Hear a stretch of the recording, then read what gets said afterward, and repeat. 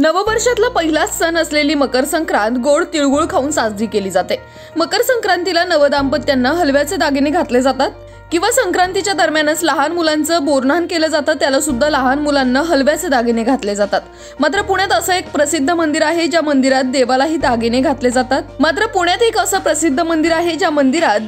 त्याचे दागिने घातले जातात। पुण्यातल्या प्रसिद्ध दगडूशेठ हलवाई दत्त मंदिरामध्ये अनेक वर्षापासून दत्त महाराजांच्या मूर्तीला हलव्याचे दागिने घातले जातात।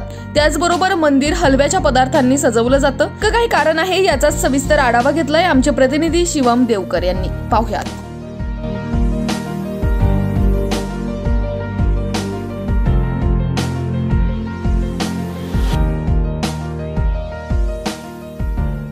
आपला आवाज न्यूज नेटवर्कमध्ये आपलं स्वागत आहे। जसं की तुम्ही माझ्या मागे बघू शकतात, पुण्याचे आराध्य दैवत मानला जाणारा श्रीमंत दगडूशेठ हलवाई गणपतीचं हे दत्त मंदिर आहे आणि याच दत्त मंदिराच्या गाभाऱ्यात आता आपण उभे आहोत। जसं की आपण बघू शकता, दत्त महाराजांना वेगवेगळे हलव्याचे दागिने घालून सजवण्यात आलेलं आहे।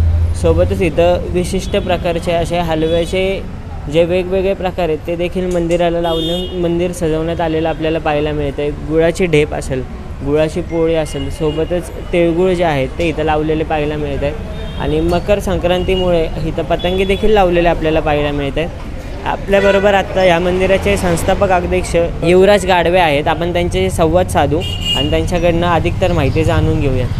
काय सांगाल दादा, आता इथं विशिष्ट प्रकारचं असं डेकोरेशन करण्यात आलेलं आहे, काय अधिकची माहिती द्याल? आपण प्रत्येक सणाला इकडं असं विशिष्ट प्रकारचं डेकोरेशन करत असतो। सर्वात प्रथम सर्व दत्त भक्त आणि तमाम पुणेकरांना लक्ष्मीबाई दगडूशेठ हलवाई दत्त मंदिर ट्रस्टच्या वतीने मकर संक्रांतीच्या हार्दिक शुभेच्छा। आज आपण दत्त महाराजांना विविध प्रकारच्या हलव्याच्या दागिन्यांनी सजवलेले आहे। आपण त्याच्यात बघू शकता की दत्त महाराजांना आपण हलव्याचा हार घातलेला आहे, कंबरपट्टा आहे, त्याच्याबरोबर मुकुट आहे, असे विविध प्रकार केलेले आहेत। आणि त्याचप्रमाणे आपण मंदिराला विविध हलव्यांनी, गुळपोळीनी, गुळाच्या ढेप्यांनी आपण मंदिर सजवलेलं आहे। ह्या मंदिराची वैशिष्ट्य म्हणजे आपण दर पौर्णिमेला इथं दत्त याग करतो।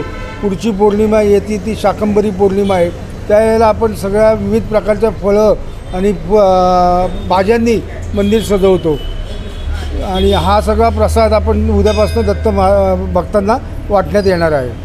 तर मग जसं की आपण बघितलं की आता त्यांनी माहिती दिली की हा सर्व प्रसाद जो आहे तो उद्यापासून दत्त भक्तांना वाटण्यात येणार आहे आणि सोबतच जे लक्ष्मीबाई दगडूशेठ हलवाई होते त्यांना काय मूलबाळ नव्हतं आणि त्यांनी श्रीमंत दगडूशेठ हलवाई गणपतीची मूर्ती आणि सोबतच ही दत्त महाराजांची मंदिराची स्थापना अशा दोन स्थापना केल्या आणि ह्या दोन्ही मंदिरांना आपल्या मुलाबाळांसारखं वाढवलं असे एक आख्यायिका देखील प्रसिद्ध आहे।